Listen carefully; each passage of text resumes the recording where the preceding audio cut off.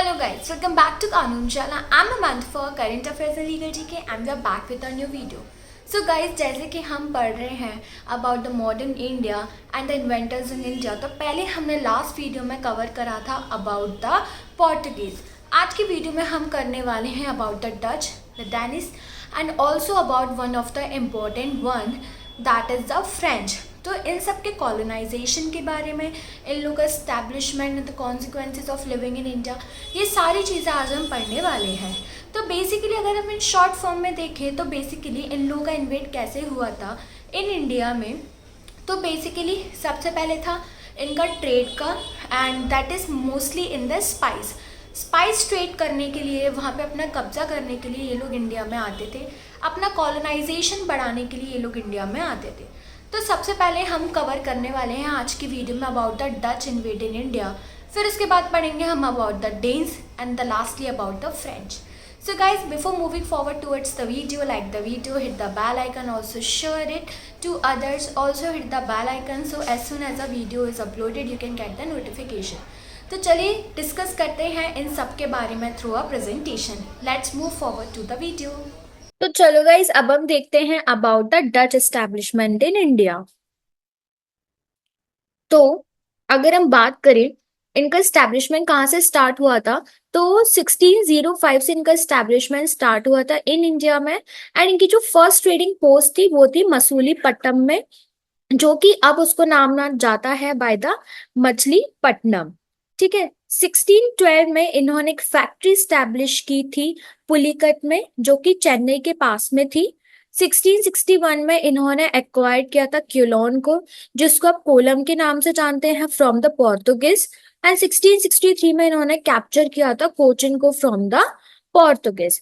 तो ये इनके इवेंट्स थे फ्रॉम 1605 टू 1663 में इन्होंने क्या स्टैब्लिश किया था एंड किस किस चीज को कैप्चर किया था। तो यहाँ पे इन्होंने एक ट्रेडिंग पोस्ट की थी, एक फैक्ट्री सेटअप की थी, क्विलोन को एक्वायर किया था एंड कोचिन को एक्वायर किया था फ्रॉम द पोर्तुगीज। अब जब हम डच की बात कर रहे हैं तो डच कहाँ से आए थे? From the Netherlands. नीदरलैंड से ये आए थे इन एशिया में। एंड इन्होंने कहाँ पे फैक्ट्री सेटअप की थी? यहाँ पे मसूलीपट्टनम में। ठीक है, एंड दूसरी तरफ जो भी हम देख रहे थे पुलिकेट, तो ये जो मसूलीपट्टनम और जिसको अभी हम मछलीपट्टनम कहते हैं, तो वहीं के पास में था पुलिकेट, जहां पे इन्होंने क्या बनाई थी? अपनी एक फैक्ट्री बनाई थी, जो कि अभी हमने देखी थी, जिसका नाम था 1612 में उन्होंने एक फैक्ट्री बनाई थी पुलिकेट में।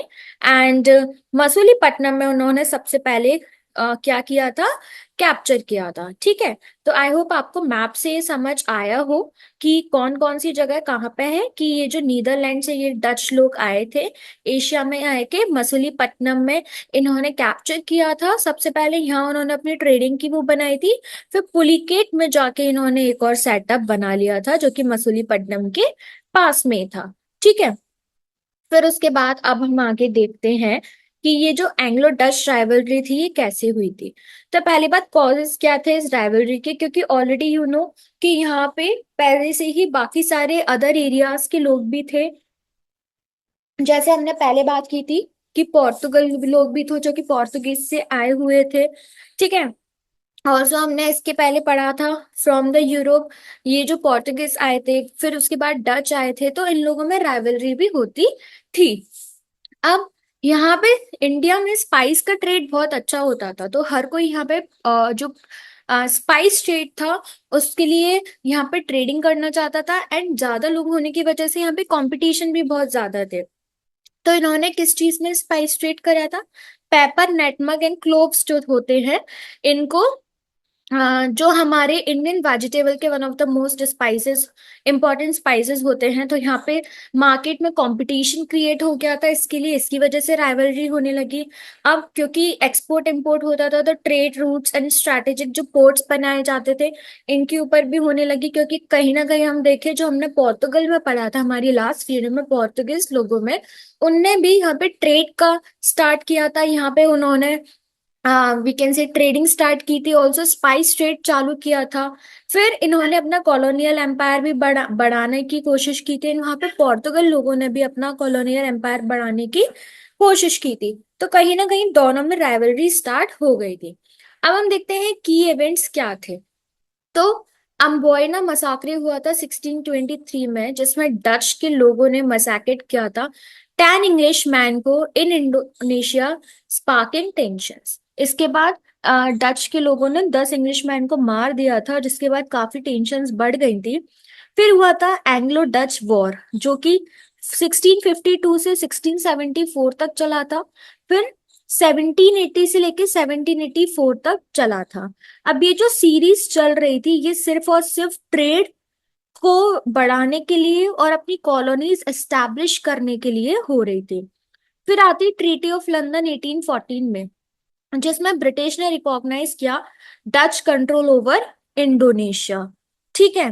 फिर उसके बाद एंग्लो डच ट्रीटी हुई 1824 में, जिसमें जो ब्रिटिशर्स लोग थे उन्होंने विड्रॉ कर लिया था क्लेम्स फ्रॉम इंडोनेशिया।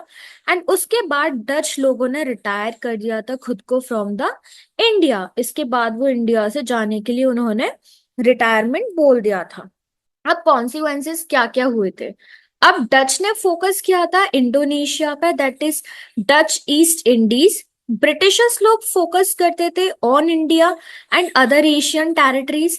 एंड यहाँ पे division of south east Asian trade and colonies होने लगा था, क्योंकि मोस्टली लोग साउथ इंडिया में जाके अपनी वी कैन से वो चीजें ज्यादा बनाते थे, जैसे कि ट्रेडिंग के लिए पोर्ट्स वहां पे इजीली बन जाते थे, इसलिए साउथ ईस्ट में जाना उनको ज्यादा इजीली लगता था। क्योंकि यहाँ पे जो यूरोपियंस लोग भी आए वो भी यहाँ पे ही आए थे, एंड बाकी के जितने लोग भी आए वो भी यहाँ, ये जो डच के लोग आए ये भी यहाँ पे ही आए थे।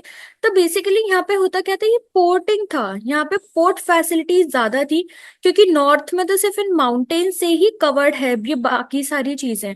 तो पोर्ट फैसिलिटीज इजीली यहाँ मिलने के अलावा जितने भी लोग आए ये सिर्फ और सिर्फ यहाँ पे अपना जो कॉलोनियल एक्सपेंशन बढ़ाना चाहते थे, यहाँ पर ट्रेडिंग के लिए।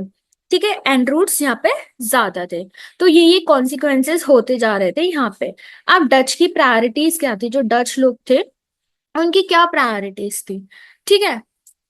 सो पहला तो उनको अपना ट्रेडिंग कॉमर्स यहाँ बनाना है।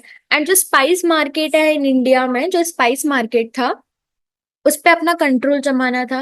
एंड लेकिन उनको यहाँ पे कोई एम्पायर बिल्डिंग में नहीं थी। लाइक यहाँ पे वो किसी को सक्सीड नहीं कर रहे थे, या वो यहाँ पे कोई टेरिटरी वैसे कोई कैप्चर नहीं कर, उनको अपना एम्पायर नहीं बनाना था, लेकिन वो सिर्फ यहाँ पे ट्रेडिंग के लिए थे। अब वही हम दूसरी जगह देखें कि ब्रिटिशर्स लोगों की प्रायोरिटीज क्या थी। तो उनका सबसे बड़ा मुद्दा यही था कि उनको अपना कॉलोनियल एम्पायर यहाँ पे बढ़ाना था, इंडियन सब कॉन्टिनेंट पे उनको कंट्रोल करना था। एंड जितने भी ट्रेड रूट्स एंड पोर्ट्स थे उनको वो सारे कैप्चर करने थे। तो बेसिकली हमने अभी देखा था मैप में साउथ ईस्ट एशिया में ज्यादा कैप्चर हो सकता है पार्ट, इसलिए वो सब लोग साउथ ईस्ट को ही ज्यादा फोकस करते थे। अब हम देखते हैं डैनिश ईस्ट इंडिया कंपनी क्या थी, दैट इज DEIC। तो डैनिश ईस्ट इंडिया कंपनी जो थी वो स्टैब्लिश हुई थी, कब हुई थी, ये हुई थी 1616 में। ठीक है। अब ये 1616 में स्टैब्लिश हुई थी, लेकिन ये लोग कहाँ से आए थे, ये लोग डेनमार्क से आए हुए थे।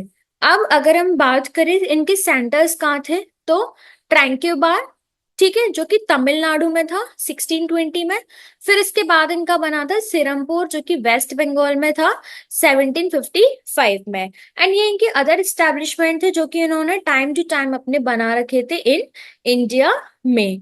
ठीक है। तो मेन उनका कौन सा था, ट्रैंक्यूबार। अब इसके बाद होता क्या है, इन्होंने अपनी जो टेरिटरीज थी वो मतलब अ, जब उनका एम्पायर बढ़ने लगा था तो ब्रिटिशर्स एंड डच का कहीं ना कहीं इफेक्ट होता था।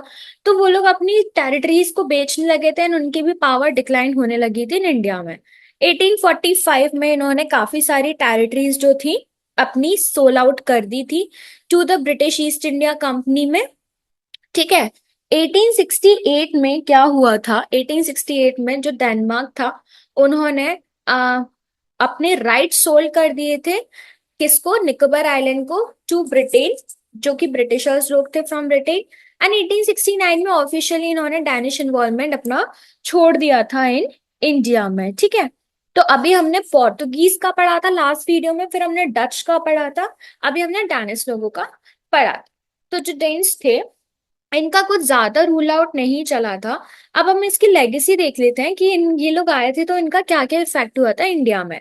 तो पहली बात, इन्होंने क्रिश्चियनिटी को इंट्रोड्यूस किया था। ऑलरेडी क्रिश्चियनिटी थी लेकिन इन लोगों के आने की वजह से भी और हुई, जो कि इंडियन आर्किटेक्चर में इन्होंने कंट्रीब्यूट किया था। अगर आप जानते होंगे, ट्रैंक्यूबास फॉर टैंसबर्ग है यहाँ पे। इन्होंने कल्चरल एक्सचेंज को फैसिलिटेट किया between Denmark and the India. And इन्होंने ट्रेड रूट्स को भी बढ़ाया था एंड कमर्शियल कनेक्शंस को भी बढ़ाया था, क्योंकि ऑब्वियसली ये लोग यहाँ पे ट्रेड करने के लिए आए थे। तो trade route and commercial connections भी कहीं ना कहीं बढ़े थे। तो वो था डेन्स का। अब हम पढ़ते हैं, नेक्स्ट है हमारा French east India company in India. अब फ्रेंच ईस्ट इंडिया कंपनी भी आई इंडिया में। ठीक है। ये कब आई थी? Founded in 1664 by king Louis 14। जो किंग लुइस थे 14, वो उन्होंने इसको फाउंड किया था। ठीक है। फाउंडेशन किसने रखा था? मिनिस्टर जेन बैप्टिस्ट कॉलबर्ट ने इनका फाउंडेशन रखा था। ठीक है। ये एक स्टेट कंट्रोल थी, ना ही कोई ब्रिटिश ईस्ट इंडिया कंपनी की तरह प्राइवेट वेंचर थी। स्टेट कंट्रोल मतलब ये एक गवर्नमेंट के थ्रू चलती थी, ना ही कोई प्राइवेट वेंचर के थ्रू चलती थी। ठीक है। इनकी इनिशियल कैपिटल 15 मिलियन थी, जो कि एक फ्रेंच करेंसी होती है। ठीक है। तो ये इनकी इनिशियल कैपिटल थी इन इंडिया में। अगर हम इनकी की स्टैब्लिशमेंट देखें, इनके आने से क्या क्या हुआ था, तो जो फर्स्ट फैक्ट्री है वो स्टैब्लिश हुई थी सूरत में 1668 में। सेकंड फैक्ट्री इन्होंने मसूलीपट्टनम 1669 में, जो कि हमने अभी देखा था, जो कि डच के लोगों ने की थी। एंड पौंडीचेरी में 1673 में करी थी, जो कि बाद में जाके इनकी कैपिटल बन जाती है। कौन बन जाती है? पौंडीचेरी। ये इनके अदर स्टैब्लिशमेंट थे, जो कि उन्होंने 1688 से 1739 तक किए थे अपनी रूल के थ्रू में। ठीक है। फिर अगर हम बात करें, इसके बाद हुआ था Anglo French war. Anglo French जो राइवलरी हुई थी, उसमें ये 7 वॉर्स हुए थे। तो उसमें सबसे पहले जो हमारा है वो आता है अबाउट द कार्नेटिक वॉर। तो ये जो कार्नेटिक वॉर हुआ था, ये 1764 से 1763 तक हुआ था, जिसमें basically British East India company थी, फ्रेंच ईस्ट इंडिया कंपनी थी, एंड जितने भी सारे किंगडम्स थे उस टाइम के, वो सब वहां पे थे। अब इसका मेन कॉज क्या था? इसका मेन कॉज बस इतना ही था कि जितना भी कंपटीशन हो रहा था ट्रेड एंड टेरिटोरियल कंट्रोल के ऊपर इन इंडिया में, ये उसी की वजह से हुआ था। ऑल्सो जो बाकी के अलग अलग किंगडम्स थे, जैसे कि सल्तनत थे, निजाम थे हैदराबाद के, मराठा एम्पायर था, तो ये जितने भी स्ट्रगल्स हो रहे थे इंडियन पावर में कि मतलब किसका कॉन्फ्लिक्ट होगा, मतलब कौन सी पावर राइज होगी, तो इन सब के बीच में जितने भी वो हो रहे थे, तो one of the main cause ये था। तो इसका मेन कॉज बस यही था कि ये जो यूरोपियन राइवलरी जो बढ़ रही थी, इसकी वजह से हुआ था। एंड जो इंडियन पावर स्ट्रगल्स हो रहे थे, जैसे कि कौन सा रूलर सबसे ज्यादा रूल करेगा या फिर कौन सी टेरिटरी को कैप्चर करेगा, उसकी वजह से हुआ था। अगर हम देखें तो ये जो सीरीज है ये 3 बार हुआ था। जैसे फर्स्ट कर्नाटिक वॉर हुआ था 1746 से लेके 1748 तक। सेकंड कर्नाटिक वॉर हुआ था 1749 तक 1754 तक। थर्ड कर्नाटिक वॉर हुआ था 1756 से लेके 1763 तक। ये इनके सारे क्या थे? 3 सीरीज में हुआ था ये। ठीक है। अब नेक्स्ट आता है 7 ईयर वॉर। 7 ईयर वॉर जो था 1756 से 1763 तक चला था। इसके भी मेन कॉजेज यही थे कि टेरिटोरियल डिस्प्यूट्स की वजह से between the Britishers and the French लोग।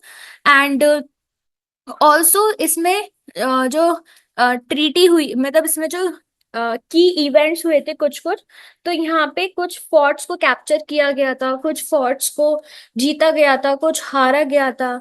ठीक है। एंड इसके बाद एट लास्ट में हो जाती है treaty of Paris. Treaty of Paris की वजह से ये दोनों वॉर जो भी चल रहे थे, ये सब क्या हो जाते हैं? खत्म। बेसिकली जो हमारा 7 ईयर वॉर था, ये यहाँ पे जाके हो जाता है खत्म with the treaty of Paris.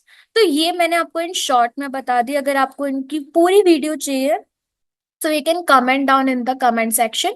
I will provide you the full video on this. अब उसके बाद हम देखते हैं कि फ्रेंच ने कैसे सीडेड की थी टेरिटरीज को to Britain. French legacy in India, मतलब ब्रिटिशर्स लोगों को छोड़ के वो लोग चले गए थे अपनी टेरिटरीज को। तो पहले हम देखते हैं आर्किटेक्चर में क्या किया था। तो आर्किटेक्चर में Pondicherry's French quarter and Chandernagore strand. Culture में इन्होंने क्या किया था, French influence on Indian art literature and cuisine में, जैसे आपको पता है फ्रेंच फूड इंडिया में इंट्रोड्यूस हुआ, लिटरेचर इंट्रोड्यूस हुई एंड इंडियन आर्ट भी इंट्रोड्यूस हुआ। फिर उसके बाद एजुकेशन की अगर हम बात करें तो पौंडीचेरी यूनिवर्सिटी जो है वो इन्होंने स्टैब्लिश की थी। लैंग्वेज की बात करें तो जो अभी इंडिया में एज अ ऑप्शनल सब्जेक्ट चलता है French language and literature in India, ये भी इनके आने की वजह से ही हमारे इंडिया में इंट्रोड्यूस हुई थी। इसके बाद इनका हो जाता है the end in India. So guys, this was the end of the video. I hope that you would like this video. Before going, just like the video, hit the bell icon, subscribe to the channel. Don't forget to share the video and also hit the bell icon so you can get the latest updates as soon as a video is posted. Thanks for watching the video.